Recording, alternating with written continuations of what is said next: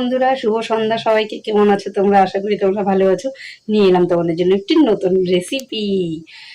আজ রেসিপিতে কি বানাচ্ছি বলো তো? কুলের আচার। দেখবে তোমরা? ওই দেখো, কড়াইতে গুড় বসিয়ে দিয়েছি, আর শুকনো লঙ্কা, গোটা মানে ধনিয়া, ধইনা বলতে বলতে অভ্যাস হয়ে গেছে, ধনিয়া, আর এই যে শুকনো লঙ্কা কাঠখোলায় ভেজে নিয়েছি, আর মৌরি আছে, ধনিয়া, আর আমি পাটাতে বেটে নিচ্ছি ধনিয়াটা, আর মৌরিটাকে আমি পাটাতে বেটে নিচ্ছি। বেটে নেওয়ার পর গুড়ের মধ্যে কুলগুলাকে আমি কষিয়ে নিব। তো কিভাবে আমি আচারটা তৈরি করি তোমাদের জন্য টক ঝাল মিষ্টি তোমরা দেখতে থাকো কিভাবে আজকে আচার আমি তৈরি করি। তো তোমরা কে কে খাবে চলে এসো কিন্তু। এলাম আবার কি, মানে এবার কি করব তোমাদেরকে দেখাতে। এই দেখো, কুলগুলো আমি রোদে শুকিয়ে নিয়েছি, লবণ হলুদ দিয়ে মেখে চটকিয়ে শুকিয়ে নিয়েছি। 2-3 দিন লেগেছে আমার শুকাতে। এখন আমি এই যে গুড় জ্বালাচ্ছি, গুড়ের মধ্যে আমি কুলগুলাকে দিয়ে দিব।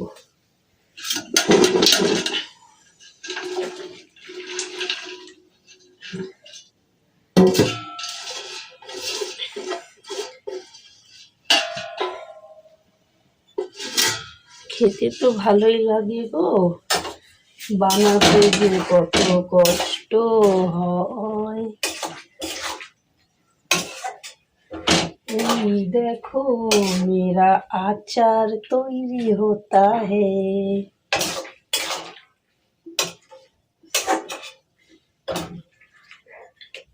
গুড়ের মধ্যে ভালো করে দিয়ে দিলাম কুলটা। এখন মানে গুড়ের মধ্যে কুলটা সেদ্ধ হবে। মশলা ভেজে রেখেছি না, মশলা ভেজে এই দেখো বাটা হয়ে গেছে। এর মধ্যে আছে গোটা ধনিয়া, শুকনো লঙ্কা, আর মৌরি কাঠখোলায় ভেজে আমি পাটায় বেটে নিয়েছি। যখন নাকি গুড়ের সাথে কুলটা পুরা নরম হয়ে যাবে, সফট হয়ে যাবে একদম, তখন আমি মশলাগুলো দিয়ে দিব।